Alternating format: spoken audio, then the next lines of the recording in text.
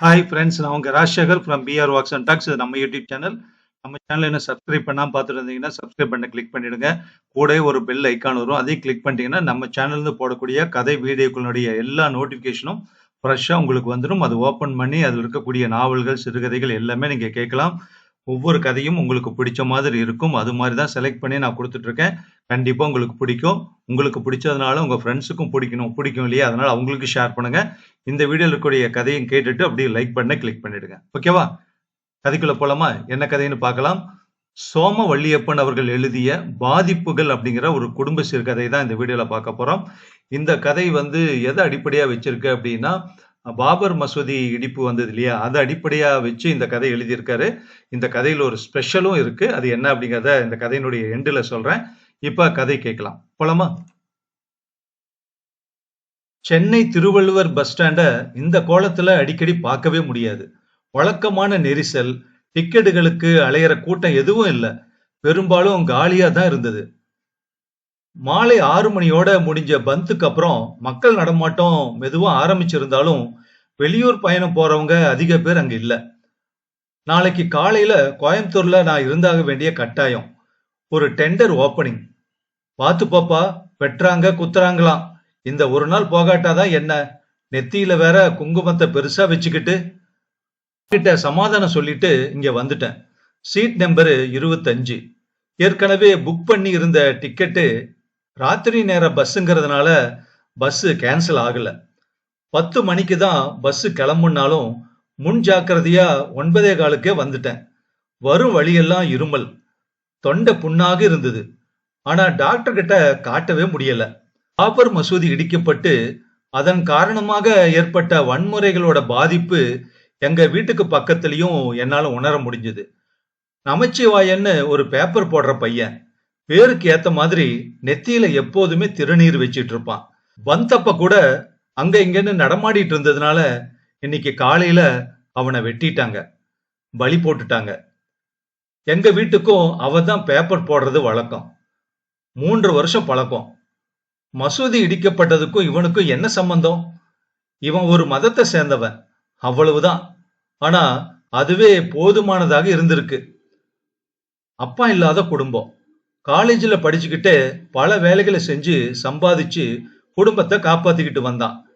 நேத்து வரைக்கும் இருந்தவன், ஆனா இப்ப இன்னைக்கு இல்ல.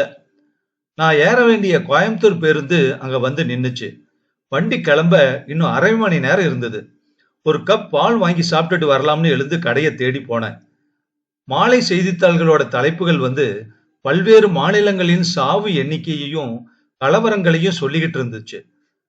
எனக்கு நமச்சிவாயத்தோட நினப்பு மீண்டும் எனக்கு வந்தது. சைக்கிள் இருந்தபடியே பேப்பரை உள்ள வீசி எறிய மாட்டான்.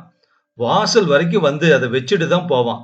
ஏன்னா பேப்பரு சரஸ்வதியாம்.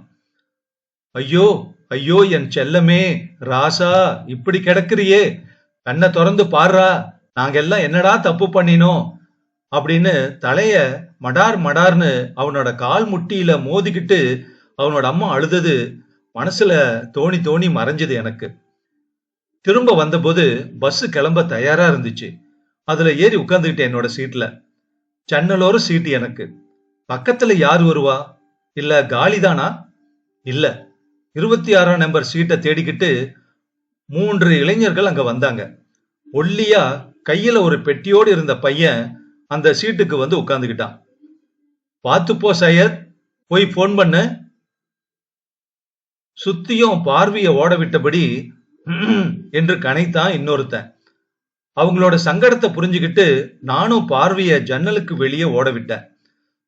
தொண்டைய இருமல் பிடுங்கிச்சு எனக்கு. செருமிக்கிட்டே இருந்தேன். ஏத்தி விட வந்தவங்களும் அதே இனத்தை சேர்ந்தவங்க தான். அவங்கிட்ட இருந்து விடை பெற்றுட்டு போயிட்டாங்க. பஸ் கிளம்பிச்சு. கண்டக்டர் டிக்கெட்டுகளை சரி பார்த்துக்கிட்டு இருக்க சென்னை போக்குவரத்துல திருவள்ளுவர் திணறிக்கிட்டே நகர்ந்து போனாரு. 2 பக்கமும் இளைஞர்கள் தான் தீவிரமா இருந்திருக்காங்க. இது வரைக்கும் சாவு எண்ணிக்கை 600ஆம். 300 சி, இது என்ன கணக்கு? 2 பக்கமும் சரிபாதியாகவா இருக்கும்? இது என்ன வெறும் நம்பரா, நபர்கள் இல்லையா? மகன்கள், அண்ணன்கள், அப்பாக்கள், எல்லாமே உயிர்கள். எங்க சார், கோயம்புத்தூரா ஈரோடா? அவன்தான். மெதுவா திரும்பி பார்த்தேன். மீசை இன்னும் வரல அவனுக்கு. கண்ணாடி போட்டுக்கிட்டு சிவப்பா ஒல்லியா அடுத்த வீட்டு ஐயங்கார் பையன் சீனிவாசன் மாதிரியே இருந்தான். ஆமா, கோயம்புத்தூர் தான். நீ நீன்னு கேட்க நினைக்காமலேயே அந்த வார்த்தை என்கிட்ட இருந்து வந்துருச்சு. நானும் கோயம்புத்தூர் தான் சார். சடன் பிரேக் போட்டு ஒரு சைக்கிள்காரனுக்கு வாழ்வு கொடுத்தாரு நம்ம பேருந்து ஓட்டுநர். எங்க சார், பேங்க்ல ஒர்க் பண்றீங்களா? என்னது விடாம கேக்குறானே, பேசிக்கிட்டே இருக்கானே. இல்ல, மெட்ராஸ்ல சின்ன ஃபேக்டரி நடத்துறேன். நீ என்ன பண்ற அப்படின்னு நான் கேட்கல. கண்டக்டர் வந்து டிக்கெட்டை வாங்கி பஞ்ச் பண்ணி கொடுத்துட்டு போனாரு. டிசம்பர் குளிரு ஜில்லுன்னு வீசும்போது வாய்க்குள்ள காத்து போய் எனக்கு ரொம்ப சிரமமா இருந்ததால ஜன்னல் கண்ணாடியை இழுத்து மூடிட்டேன். நாளைக்கு ஒரு வேலைக்கு இன்டர்வியூ சார், கம்ப்யூட்டர் புரோகிராமர் வேலைக்கு. நான் போயே ஆகணும். நான் கேட்கவே இல்லை, இவனாகவே சொல்றான். வேண்டும்னே தலையை குனிஞ்சுக்கிட்டு கவனிக்காத மாதிரி கீழே எதையோ தேடுன. இவனுங்கிட்ட என்ன பேச்சு வேண்டி இருக்கு எனக்கு? கண்டக்டர் முன்னால போயிட்டாரு. பெரிய விளக்குகளை அணைச்சிட்டு நீல கலர் டிம் லைட்டை மட்டும் எரிஞ்சுக்கிட்டு இருந்தது. போற லாரிகள் எதையும் விடாம ஓவர்டேக் செஞ்சுக்கிட்டு தன்னோட வேலையில கவனமா இருந்தாரு டிரைவரு. எனக்கு தொடர்ந்து இருமல் வந்துகிட்டே இருந்துச்சு. மற்றவங்க தூக்கமும் இன்னைக்கு என்னால என்னமோ கெடுமோ. பழம் எடுத்துக்குங்க சார். கண்ணை விழிச்சு பார்த்தேன். மூஞ்சிக்கு பக்கத்துல ஒரு பிளாஸ்டிக் பையில பச்சை முத்துக்களாக ஜெல் என்ற சீட்லெஸ் திராட்சைகள் அவன் கொடுத்தான். நமச்சிவாயத்தோட உடம்ப இன்னைக்கு சாயந்தரம் தான் பரிசோதனைக்கு அப்புறம் அறுத்து பொட்டலமா கொடுத்தாங்க. அத பார்த்த கஷ்டத்துல பாலை மட்டும் ஒரு டம்ளர் குடிச்சிட்டு வந்தது.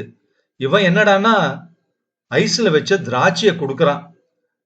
இல்லப்பா, தொண்டை கட்டண மாதிரி இருக்கு, வேண்டாம் அப்படின்னு முகத்துல அடிச்சா போல சொல்லிட்டு என்னோட கண்ணுங்களை இறுக மூடிக்கிட்டேன்.